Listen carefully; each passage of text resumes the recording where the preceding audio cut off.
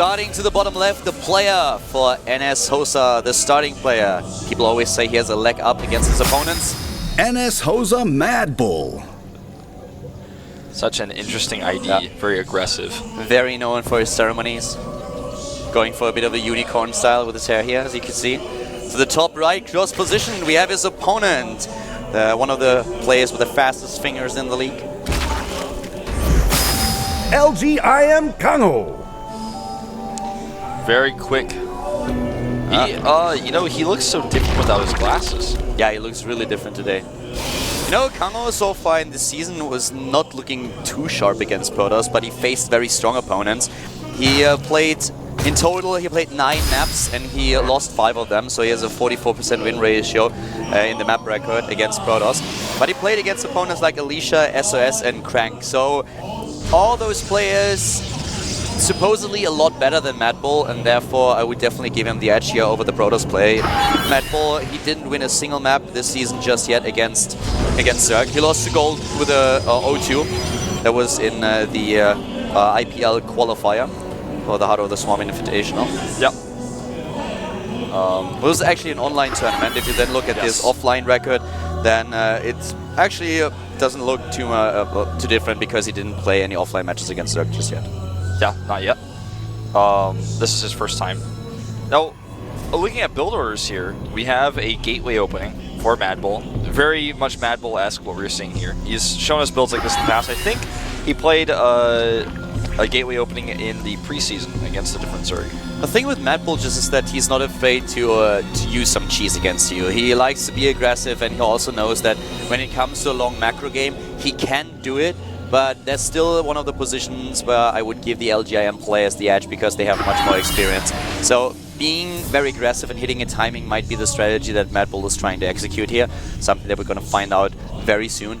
But first of all, KangHo, of course, has to identify what's going on. And to be honest with you, with the Overlord spreads that we have so far, I don't think he's going to realize that. He's probably going to go for a very early third base, and therefore MadBull will have a bit of a timing that he could use to put pressure on this third and maybe even take it down. Yeah, you know, KangHo left a drone patrolling at the front just to make sure he wasn't going to get cannoned. But with how long he left it there, it almost begs the question of whether he should just send it to Drone Scout, because now he has no idea.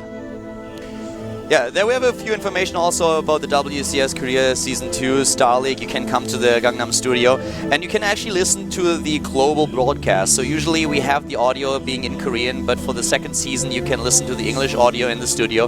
That's actually pretty cool. So if you're a foreigner and you're in Seoul for the second season, definitely make sure that you come to Gangnam. And it's actually Samsung Station and not Gangnam Station. Right, and this is all not only for the Premier League, but also for the Challenger League as well that you and I will be casting. Yeah. Even though there's no OGN broadcast for that league, we're still doing it in English here, so come watch. Everyone's going to be in the studio, the players included. Few gateways being added here. He's going up to just 3. A very... Oh, no, he's going to 4, so he's definitely going to put some heavy pressure on. And the Zerling, did he see that? That's the big question. He didn't see it. Nice. That is really important now for MadBull. That's actually a really good move for him. That was so important that KangHo didn't see what was going on. And you know, KangHo actually didn't get that early third base. He went into hatch before pool. You touched on that topic already earlier. He left the drone, as you already said, at the natural, because with the opening that he chose, he knew that he is very vulnerable against cannon rushes. But at this point, KangHo, even though not getting a third base, doesn't know that he's up against such aggressive timing, so this could do a lot of damage. Yeah, this could certainly do a lot of damage. Right now, he has only 1 Zerling on the map. The second one was killed by the Mothership Core. Forward pylons are going down, and he needs to realize what's going on very soon. The Overlord just barely missing here. Very careful probe by MadBull. He had the first probe shown on purpose, and then he sent the second one out, checking with the Mothership Core first, making sure there's no Overlord, so this is not scouted, and he knows this is not scouted. There is no Roach Warren. We don't have +1 attack, but still, at this point in time, this is going to be very difficult for KangHo to hold. He's now building the first Spinecrawler, and he's in dire need of it, taking a third base. He has a few extra queens, and this is definitely going to help him. Yeah. But right now, here comes the attack from MadBull, and there's a lot of potential pressure that he can execute, and I feel that KangHo needs a little bit more than only 1 Spinecrawler to hold this off. Exactly, more than 1 Spinecrawler for sure. The additional queens is going up to 6 are going to help him, but... Yeah, he's getting the second Spinecrawler right now, but MadBull is already following this up with the Twilight Council. Might go into DTs. The queens really being the key here for KangHo. With 6 queens in total, he can do a lot against this, especially if he's able to buy himself a bit time so that those 3 Spinecrawlers are there. As soon as the Spinecrawlers are up, this aggression is the over. attack is done when that happens. Cancels the Twilight and restarts it. Weird. Probably a misclick there. Yeah, probably a misclick, and that costs him a bit of time. Supplier block for KangHo here, not what you want, but with the spine crawlers that he has, he should be fairly safe against this. I think that he may just go into Blink and try to hit a second timing, but the DT is also a very strong possibility. He doesn't have his third and fourth gas, so that's a little bit strange. Into Archons with charge. It's also something that he could pull off. Yeah. Go into the Dark Shrine, use the Dark Shrine here, then get the Archons as soon as there's detection. He can't it again. Yeah, I don't... Was it scouted? I don't think it was... Well, I think it was actually scouted, and let he me might check. just change his tech. But the problem for him really being that he lost a lot of time already, and KangHo is super safe with the 4 spine crawlers. So MadBull definitely missed his timing. Oh, he's maybe going to miss his Mothership Core there. That was close. So you were right about the scout. He was scouted, then he canceled it, then a Ling came in and scouted again, and now he knows that it was canceled. So it may have been the first one was scouted by an Overlord in the main 2, and that's why he canceled that one and wanted to replace it. That would be a pretty cool, tricky thing to do. But as it is, he now goes to the double Stargate. Is this Desperation what we are seeing here? I think it very well may be. Oh no, he doesn't have the Zelda hold position, and Lastira doesn't take opportunity with it. But still, that could have been much worse. Very lucky here by MadBull. That was really lucky. I don't think that KangHo really realized that the Zealot was moving. He would have used that chance immediately to get into the base. But he didn't expect it. I mean, why would you? This is one of those scenarios that usually doesn't happen unless you're really lucky. But the problem for MadBull really is that KangHo has a really good position here. That is now finally identifying the third base. That's something that he didn't see the entire time. Exactly. And he can take down that base. Even the Queens will have a tough time saving it. So this is the one thing that he really achieved with delaying the third. Yeah, didn't even attempt to transfuse there. Double Phoenix is coming out from those Stargates. Zealot run by, I don't know what he thought he was going to get done with that. But you know, the double Phoenix against this many Queens, and the Scout. very unlikely that he's going to do damage with it. And we have now the Locust coming in, so with air units alone, he's not going to do a lot against a lot of Swarm Hosts, and the Queens will be able to defend the Swarm House without a problem at all. Yeah, switching into Void Race here, very smart after it was scouted. I thought he was going to go from Void Race from the very beginning. That seems to make more sense to me, but... To be honest, Wolf, if we see a Nidus network and he uses that to cross the map, I don't see MadBull holding this. Void Rays are good, but Queens are a very good counter against Void Rays, and the Queen count is already at 9. He also doesn't have any Observers. Yeah. He doesn't have an Oracle, so he has no detection. And this heavy commit... There's a Nidus. This As is I so said, smart. Here we go. You called it, man. This is what we're going to see. The problem that we have right now is that MadBull doesn't have any kind of either Storm or Colossi. So he doesn't have anything against the Locust. And once the Swarm Host numbers hit a critical amount, once he's in the double digits, KangHo will just crush him. Yeah. And there's no way that he can deny the forward Nidus. I mean, there's too many Lings on the map. He can't find them all if he tries. There's no detection either. He needs an Oracle to make this happen, but he doesn't have one. He saw the Nidus now. He's seen the Swarm Host pop out, so he knows that's what's coming. Really shocked we don't see an Oracle coming out because he's really going to need it. There he goes. Yeah, he needs the Oracle and he knows it. He needs detection, he needs something. But there is the Overseer moving in, and if he drops the Nidus right now, there it is. But it's being scouted. He needs more than one Zealot though, I think. Well, actually, he may get that down. Yeah, he will. But there is going to be a second one fairly soon. There we go. He just needs something to cross this map. Nice. Just outside the range of the Zealot.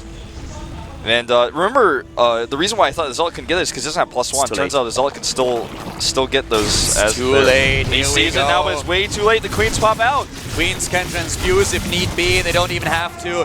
Too many Queens. He needs to get those Swarm Hosts in position, though. Yes.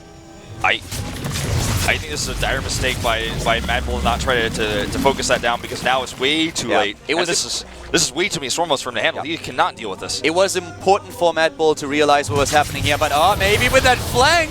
Here come the Swarm Hosts. The Queens are trying to do what they can. The Transfuse are going down, maybe a little bit too late, but with the Locust in the picture, it's just too much DPS for MadBull to handle. Locust trash Zealots. The Zealots will have no chance against them, and I mean, they just have so many hit points, they do so much DPS. And yeah, this Oracle can detect, but he doesn't have anything to kill these units with. That's nice. I like that at least. Yeah. More Queens are being built.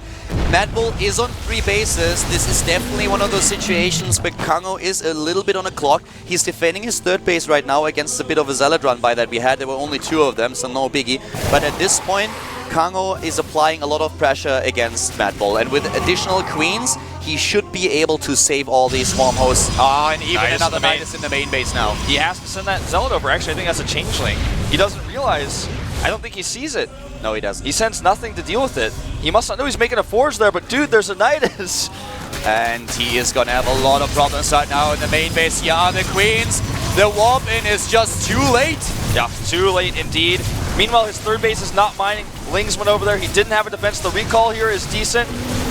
He's actually trapping a lot of units there. That was a very smart move by MadBull, focusing down the Nidus before all the units were out. And now Lucira is losing a lot. The Zerglings at the 3rd base, if they can take down the Nexus, that would be really important for him. But KangHo is now also trying to save his own 3rd to the right side of the map. Where is the Oracle? He really needs that Oracle over here to detect those Swarmos. I mean, there's 3 of them in the main base sending Locust in.